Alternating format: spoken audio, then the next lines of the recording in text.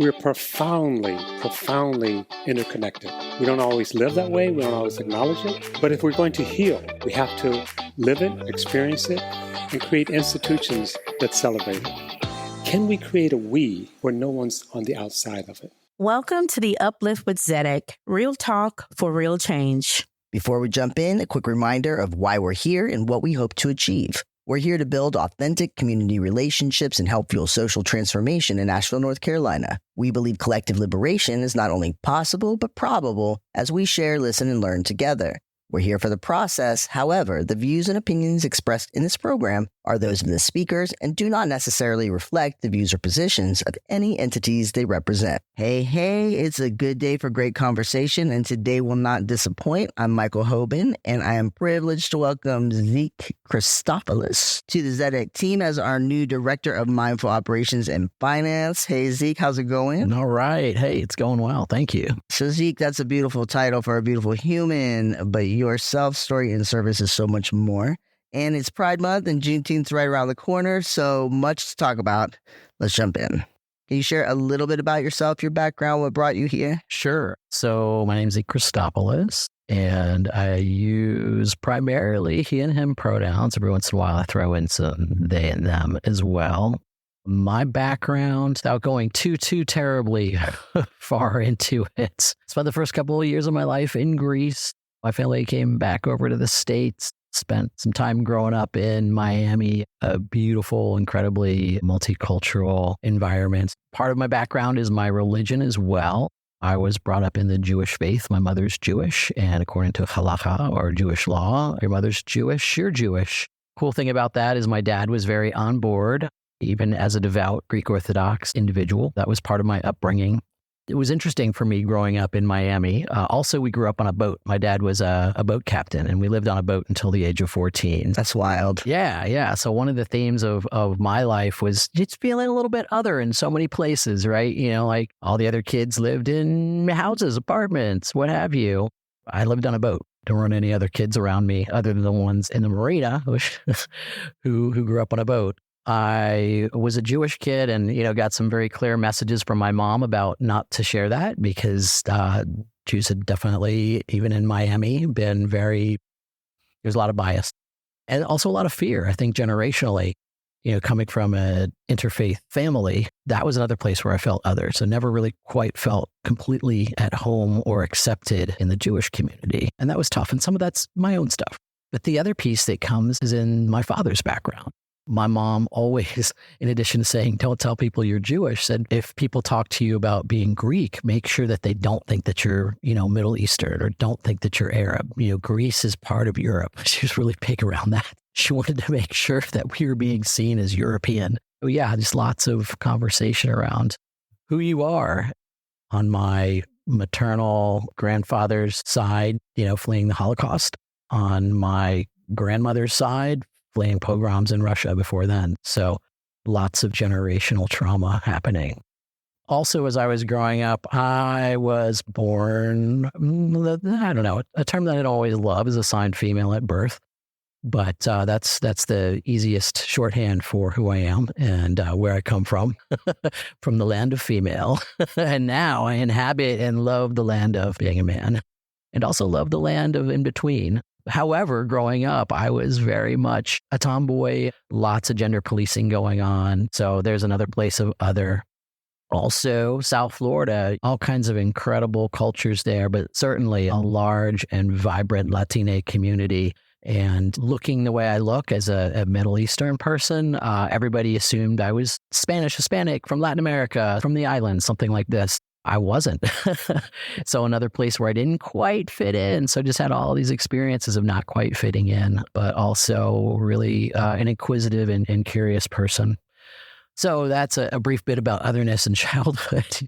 From Miami, we moved to another area of Florida. I went to a semester of college. Had a good first semester, second semester, flunked out. My parents really wanted to make sure that I went to school in Florida because that's where we had scholarship money. My family is not one of wealth. We don't come from a rich background at all. So that was the only thing that was really available to me. So first semester went okay. Second semester, I was very busy trying to figure out who I was. And the reason I chose the college in Florida that I went to was because they were the only ones who advertised that they had a GL student union, so gay lesbian student union. There was no B, there was no T, there was no Q. Yeah, when we had that short alphabet right there, yeah. Yeah, the alphabet was a lot shorter. Anyway, I got involved with that. I had to circle the building a few times on a few occasions before I went into my first meeting. But also there was deeper stuff going on as well. Let's see. So, flunked out of college, moved back in with my parents for a little bit, moved up to Gainesville because I met a lady. Hey, been there. And then lived for the next 8 years in Gainesville, managed to pay for my own schooling and get some schooling under my belt. Right after 8 years, I moved to Asheville, North Carolina, and a lot of that was around geography. In Gainesville, I had an interesting and diverse community with lots of different folks. Political and social justice movement ran really big through what I've done from some of my time in high school, the little bit of college that I have, and then also beyond that in community. It was becoming apparent that I was ready to really examine something that I'd been pushing back. I'd been policed about gender my whole life. Interesting thing is that when we lived in Greece, my mom was making audio tapes and sending them to family in different parts of the world. And we've got one from when I was 2 years old. My mom asked me, "What do you want to be when you grow up?"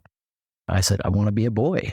At the time, I was a toddler. I spoke toddler English, toddler Italian, and toddler Greek. So my mom's like, "Oh, maybe my kid's not getting this in English. Let me ask in Italian." And she asked me in Italian. Same response.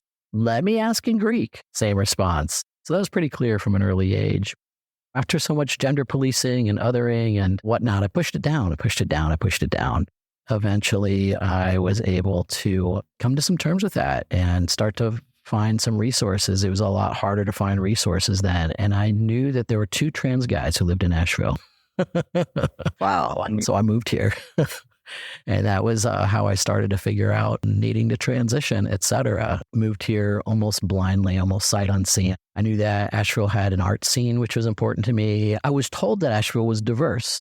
For me, growing up in South Florida, Yes. in a multicultural environment, being somebody who is brown and is red as brown in other places other than Asheville, that was important to me. I needed to find a place where I could find community and find belonging. And that wasn't exactly what I found here at Asheville. I did find some community, got involved in a whole bunch of different projects, et cetera. It's been 20 plus years since I've been here. And now I get the incredible honor, privilege, and pleasure of serving as the Tzedek Social Justice Fund Director of Mindful Operations and Finance. So I skipped a whole bunch of activism in the middle there. So you might call me on that. But you also just did this glossing over of a whole bunch of other projects, but that includes the starting and founding of Transmission, right? Which is huge to our community. And I say our because right now we have 2 trans men from Miami sitting here being paid to talk. That right there is still something every day I'm shocked that there is a place for me to exist wholly as I am doing this work and making a living doing it. 100%, 1000%. 2, right? So I'm not even the token anymore. Truly representation and inclusion. So that is beautiful and something that I'm deeply grateful to Tzedek about. You mentioned childhood experience of understanding yourself and trying to communicate it, which I also share. And we're talking a time where words for who we are we're around. Did not even exist. Yeah. We didn't have a trans tipping point, 10 years ago with, a Time magazine with a trans person famous on the cover who all of America knows and talks about. That was not happening. When I was growing up, there's some Donahue, some Maury Povich, real sensationalized stuff. Jerry Springer, yeah. And Jerry Springer came along later. So we didn't really have possibility models. We didn't have people to point to and look to. And in fact, the first few trans men that I saw didn't look like me, didn't smell like me. And I wasn't sure that I could do it. I had to find people who I was like, okay, I can do this. I knew that I needed to, and I knew that I wanted to, but I had to see it to believe it. Same. It had to be real, it had to be flesh and blood. And I think that's so different than a lot of the digital experience that people who are uncovering and discovering and recovering their gender identities do online today. Yeah, that's very true. You also mentioned fear around both your trans and your Jewish experience. So I'd like to touch on, if we can for a minute, this idea of passing. Yeah. Because we do a lot of that, don't we? Yes. And I understand the privilege that comes with passing completely. And I use it and wield it to keep myself safe when and where I can. So truth to that. And I think there's a lack of compassion or understanding around the risk and the fear that is held in the body with that passing experience. Has that been true for you? Ooh, you got me, man. Let me dust off my soapbox. I speechify a little bit about it, but I really like to be in conversation and in dialogue with it because with everything's so rapidly changing and evolving. And with that, I would start out foundationally with looking at where we're at, what the current political and cultural climate is. We're sitting in the U.S., so we'll talk about U.S. culture and climate. Without getting too deeply into politics, we're in a position where there's literally over 500 bills that have been passed that are anti-LGBTQ. And when we examine those a little bit more closely, most of them are really anti-trans, whether that's healthcare for youth and adults, whether certain kinds of entertainment are even allowed to happen and who's allowed to view them, whether that's, hey, there's this basic thing called needing to use public facilities or the restroom. Who can use them? Who can't? And all of this is up right now, and it's pretty scary. So when I think about passing and I think about visibility, the number one primary thing is that everybody needs to be as safe as possible. Threats to physical safety are real. I'm mostly a white passing trans guy. Also, I pass as cisgender, so people don't think that I'm trans when they meet me. I am married to a woman, although my identity might be queerer than that. Passing as a heterosexual as well, but my identity is a little bit different. So lots of passing happens and goes on. In these times, I think it's so important for those of us who can have the safety to be able to be visible when and where we can, because we have a potent place to speak from. We have incredible life experience that not many people have. However, when people are talking about, say, legislating bathroom use, do people want Michael and Zeke in the women's room? Because if you're legislating that, that's what you're legislating. We have a place to speak from on things like that. But more importantly, well, I don't know. That's pretty important. Yeah. In addition, I mentioned possibility models. Being a possibility model is so important. There's a recent research that's out, and suicidality across some identities. Trans men, 71% suicidality. And we're not talking about overlaps of identity here. This is just being transmasculine in general, 71%. Non-binary people are like the low 60s. Trans women are like 51%. So being visible for other transmasculine people who are out there struggling, that's important to me because, I mentioned in my story, being able to see somebody like me was so key and so important. So for me, that's what I think about with visibility. I want to show people like the joyous, riotous, incredibly diverse and fantastic experience of being Zeke in the world, right? Yeah. Because like we have incredible lives. We get to do incredible things. We have all the things that everybody else has. And we have a really nuanced view and take on a lot of those. So a lot of times our relationships can be quite exceptional if we are bringing our whole selves. And by relationships, I mean our friendships. I mean our coworkers. I mean people we might be in religious community with, whatever that might look like. We bring a unique flavor, and that's pretty valuable when it comes down to it. I wouldn't change. There's been a lot of pain in that journey, but I would not change who I am and how I am, having understood the gifts. And there is something truly beautiful. I remember as early as 5, we've got video too. But really, when you're that young and you're pushed because your own lived experience, we're not talking about external influences, but who you are and understand yourself to be innately challenges everything in society. Congratulations. It's a boy, girl. From that to boy meets girl. But when you have to question, really forced to choose your authentic self versus society, that's a beautiful gift because then you question everything. Even the chills when you started talking about that, like the hair on the back of my neck stood up a little bit. And I want to also name that trans people come in so many different varieties and no journey to transness is the same. You and I share the fact of having known it early on in our lives. Some people who don't come to it until they're in their 20s, their 30s, their 40s, their 60s. I've met trans and non-binary people who didn't, for whatever reason, figure out or come out until 60s, 70s. Again, just like beautiful diversity and a lot of different life experiences to share. The truth is, if we're looking at it as who fits into societal norms in those very small boxes, we all fall outside of that. Definitely. And I think that with the experience that most of us have when we think about social justice, we understand molecular level what it means not to be seen, not to have rights, To be feared. not to be able to exist, and to be targeted. A lot of the time when we're talking about passing, so many people make assumptions looking at white trans men in particular, or white passing trans men, and they just see like somebody who they think is a cis guy. And cis men have a lot to bring to the world, have a lot to bring to social justice movements. One of the things that trans guys can do as allies is to use our voices. The unfortunate truth is that our voices carry a weight and an authority that they did not prior to our transitions. But that passing piece is that there's a weight and authority, or there's an acceptance and inclusion until there's not. Flip side of that is discovery. Mm-hmm. And one thing being a parent, my wife and I have a 7-year-old daughter who is amazing. Yeah. And we have to out ourselves every time she makes a friend she wants to be close to outside of school.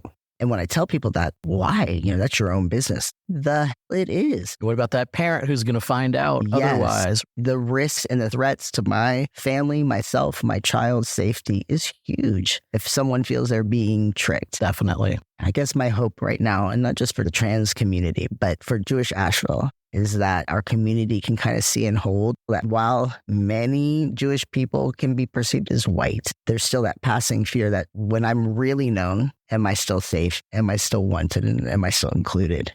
And for me, that's heartbreaking.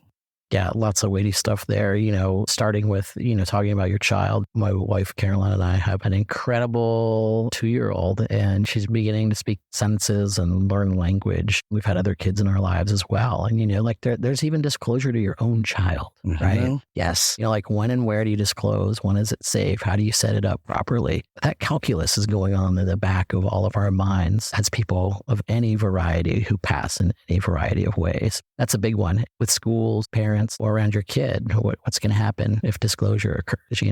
I definitely have experienced not being out at work and leaving workplaces because I knew that if it came out, I'd be fired. Yeah. I've been lucky enough not to necessarily be fired. And, also with hiring, showing up as trans as a prospective tenant, that's another story too. Showing up in faith communities. Are you going to be accepted? Are you not going to be accepted? Big stuff. Even within our alphabet, right? Our own alphabet's history is complex. Yeah. And definitely with race as well.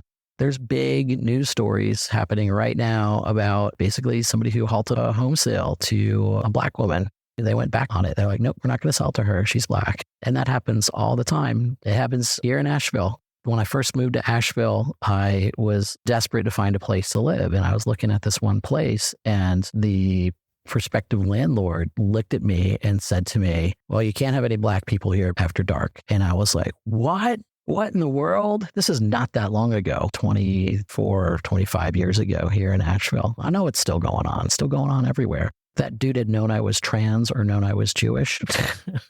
Yeah. I will say that I didn't go forward with that situation. Anyway, that's the world we live in.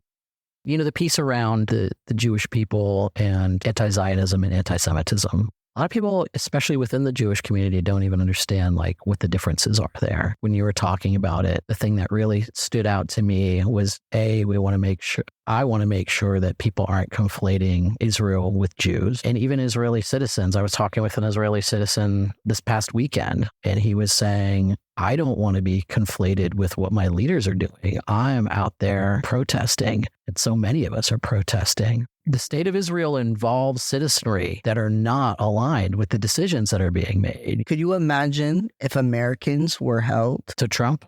To any. Like Israelis are held history. to Netanyahu, right? Yeah. Yeah, true. Oh, I said some names I wasn't going to say. The Voldemort. Okay. So the question that I really want to ask you has been adapted. Full transparency. I went to a conference in New Orleans, Emerging Practitioners in Philanthropy. It was awesome. And a panel moderator, Mako Faniel, asked a question that I'm going to add another little piece to, but I want to give credit where credit's due. So the question I have for you, who are you in your home? Who are you in the world? And who are you in this work? In my home, I am a parent, father. That piece about being a father is really important to me. I never thought I'd ever get married. Marriage was not legal when I was a kid. It wasn't legal for the vast portion of the time that I've been an adult. Always knew that I'd have love, right? Always knew that I've had a partner. Our partners depending on how my life went. But marriage and a child and a family, that was... Marriage first and then a child second. For me, I wanted to make sure that if children ever entered my life, that there would be more than one parent. I think that kids really need so much more support than our westernized version of a family offers. Parents too. Extended families are big parts of like my cultures. Also, I never thought I'd have a kid because I never trusted I would probably make it far enough in life. And I really want that to read as I would be alive. I did not think I would be alive to get to a point to where I would feel that I was able to provide a firm foundation for a kid, a positive foundation for a kid, a place where a kid could thrive, and a place where explicitly I could love a child. I have so many friends who were not given love or not given financial support or not given both, not given any kind of emotional support. And I know pieces of that, and I've seen what that can do. If I'm involved in bringing any human up in a world, I want that person to be as well loved, full-throatedly supported as possible. That's a big piece for me. Having done your own healing journey and gotten to the place where you can actually do that. Awesome. I love being married. I love being a dad. Like, it is everything. Yeah. And it's where I get to put my values really into practice every day. I think other roles for me, at home are, as a spouse or, really making sure that I'm staying as present and checked in as I can be with Carolyn. She continually keeps me accountable for that. And that's incredible. For me, I definitely, getting into the whole marriage journey, and I do not want to be a traditional patriarch, but I am a patriarch in my family, doing a lot of caregiving for my mom. My father-in-law just passed recently, so we're doing some caregiving for my mother-in-law as well. But really, I think what I'm talking about more is like the power and the equivalencies between the traditional man and woman looking marriage that we have from the outside, but from the inside. And even from the outside, wanting to make sure that I'm projecting like Carolyn and I have equality and equal weight in making decisions. Again, looking from the outside, we've been very privileged in that I've been able to do the traditional sort of breadwinner role, and she's doing a lot of childcare and stuff like that. But still, like, we're thinking through how we make decisions, how our kid sees us making decisions, what we do, who holds the power, who's doing the chores, all of that stuff. And I think when we think critically through similar lenses in the work that we do in the social justice and employment or whatnot, I think that's how we begin to change the world slowly. So is the same Zeke that's at home the same one that's able to show up in the work? If you catch me at home, we're talking like goofy, really different version that you're going to get, especially in doing this work in Asheville. It'll take a while for me to feel I can let go and bring that self, because there's so much that goes into first proving myself not white, not straight, not cisgender male. The opposite of that expectation there, that to get to me takes a while. Yeah, I think how we show up is multi-layered. Who we know we are versus who people think we are is key to your point. It's all relational. It's about building relationships. When I can let people know that I've got a goofy side and a silly side, I think that can really help bridge some gaps. When I can also begin to underscore and relate with my life experiences, I can do that. And I think so many of us want to move at light speed because so many issues out there that need attention and they need rapid responses. They need to be moved on. But sometimes if we back up and we take a minute, take a breath, we take a pause, we examine what some of our underlying biases might be, and we look at the whole issue, look at the people that we are interacting with to help bring about change and really know who they are. I think we have a tighter solidarity, a tighter bond to move forward with. Reminding myself of that is hard because I'm like, oh my gosh, something's in need. We've got to mobilize. We've got to do it now. We've got to do it fast. It's like being a fire department. It's, a fire drill. And the cool thing is, like, if you are already in community ahead of emergencies, although they do happen all the time, but like the more time you can spend building community, the more effective and impactful I think your movement work can be.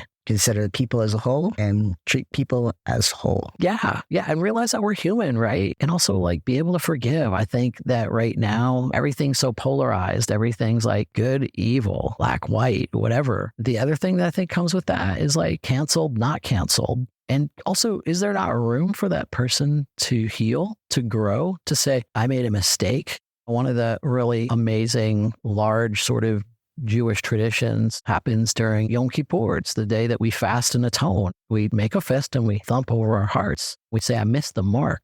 I made a mistake. We meditate on how we can move forward and do better. That's beautiful. Okay, Zeke, complete this thought. As a human being, I am most proud of. Michael, that one's hard, and it almost makes me tearful. And I think it's because of all of the messages I've received across my life of being bad, being not worthy, not good enough, not worth existing, not worth any time, not worth any effort, certainly not deserving of any kind of love. Oftentimes having had to just really fight to exist. So for me to think, I can't even remember the question. I'm going to give it to you because the fact that you feel tearful, and I understand that entirely, is why I'm asking it. Yeah. So as a human being, this is just you. As Zeke, I am most proud of. I guess I'm most proud of what I've done. And that's hard for me to say because again, kind of talking about how I was brought up and how I was socialized. And a lot of my ethos is that you don't talk about what you do. You don't brag. You don't boast. You get the work done humbly. You get the work done quietly. You're not doing the work for recognition. You're doing the work because it needs to be done. You're doing the work to repair the world because of love. And what I've seen happens is that there's so many people who've worked so quietly in so many of our movements and never get any acknowledgement that people don't understand who's actually doing the work. Good and bad about all kinds of things. So those quiet folks, yeah, they're getting the work done, but nobody's seeing that maybe this fat, disabled, cisgender white woman, for example, yeah, all right, let's use that identity, has done X, Y, and Z, right? I can think of a number of women that fit that who have been critical to my own work and service of community. Definitely. Yeah. And then I think about, people who've got some slick social media accounts. Again, nothing wrong with that. And it's good to broadcast, really tout everything that we've done, what our accomplishments are. Because again, being possibility models is cool. It's also important to use those platforms to shout out the people who might not be doing that stuff. So for me, my challenge is to step out of that space of humility and step more into my own self-worth and my own authenticity and to say, yes, I did that. 25 years ago, I moved to Asheville and came out as a trans person. And there were no resources here. Nobody knew how to connect. And people started asking me. And I started a movement that built that. I need to be able to say that and claim that. And I still feel funny doing that, Well, thank you for doing it here with me. I appreciate that idea. Okay, so next one. I wish my parents were proud of talking about you. Yeah. Yeah. I wish my parents were proud of some of those in-between times of my life. And when I say those in-between times, the times when I was very much a butch dyke and very much genderqueer and gender fluid and sort of... Those were good times. Those were good times. Yes, definitely. I love them. And, that's one of the reasons why I hang on to the they and them, because one of the things, again, that can happen with passing is your past and your experience gets erased. I like to call myself a multidimensional master. I can live in access in places of being a girl, or I can live in access places of being a boy or a man or a genderqueer or somebody who every time I walk down a street gets a million stares and I don't know if I'm going to get smacked in the back of the head with a 2x4 because that happens, It does. I don't know if I'm going to get kicked out of a place because people think I'm a dirty so-and-so because I'm being red is not white, Yeah. So I feel very lucky in that I have a good relationship with my mom and my dad who just passed recently. And my dad, before he passed, was able to say, I might not understand who you are, but I see the choices that you've made and I'm proud that you made those choices. And I see your individuality, which was very important to him. And yeah, what an incredible thing for a super conservative guy who's of the silent or the traditional generation to be able to have said, one of the things I didn't get a lot of from my parents was knowledge about how to be an emotional person in this world, how to have emotions healthily. But man, every once in a while, my dad will throw down a one-liner like that and just knock me right over. That's transformative. That sentiment alone, if we could all embody the idea of still valuing and respecting, even in the least, that which we do not understand, it's half of our work is done right there. Yeah. And that's an interesting thing too. When I think about my family was all about physical love and touch. I recently ran across a statistic that 80% of Americans are chronically undertouched. touch, and especially for, I think, LGBTQ communities. I think especially for men's communities, especially when you place on top of that identities and existences with race. So many of us are feared, and people don't want to touch us because they don't know what's going to happen, right? And we're all running around unloved. And we won't dive deep into this, but the socialization of men, what is done to men, and then that removal of male affection, devastating. There's definitely like stigma around male affection. A lot of that can definitely be rooted in homophobia for sure. And then I also think that people are racialized. There's fears that come out around such and such kind of a man. And then also I think as men, so many of us are on guard from being too friendly with women, too friendly with kids for fear of what could be leveled against us. And that's part of what we really need to like dig into as a society and as a culture. We want our men to show up. We have to be accountable. One of the things that I was talking about before around cancellation is important too, in that we have to be real about this world and bad things happen, right? But if we run people out of our communities, they move on to other communities and then they become predators in other places where people don't know who they are. When we can enfold people into our communities and make sure that there's some safe boundaries, can make safe containers for our communities with individual accountability, that to me is what the beginnings of real liberation and real freedom looks like. 1,000% agreed. So this one, you ready for it? The one thing I wish others understood about my community is that we're all crying inside, but also that we're all beautiful and we have the deep capacity to love, and that we bring such varied skill sets. We bring tenacity. We bring the incredibly focused will to be who we are and to be real to whatever work we end up pursuing, and we work hard. Yeah, in such beautiful, creative ways. Yeah. I love that too. Okay. So the one thing I wish my community or communities understood about this work. It's never ending, and to give yourself a break. There's other people alongside of you who will work with you. Allow others the opportunities to do the work also. Make sure you have others to help you. One person can't do it all. And then the big thing is like, we're all humans. So we got to forgive ourselves. We got to know that we're all showing up as best we can. Mistakes are going to happen. And guess what? This is something you are still going to be grappling with probably a year from now if we talk again. You're a funder now. Right. Like there's no space where I'm like, I am funder. I got funder power, except in community. That's how I'm perceived. And it's a wild switch. So when we're talking about this work, I'm talking about that funder perspective because now you're on that flip side. Got you. Yeah. It's a hard transition Definitely. to make. Yeah. It's just beginning to unfold. I'm a bud.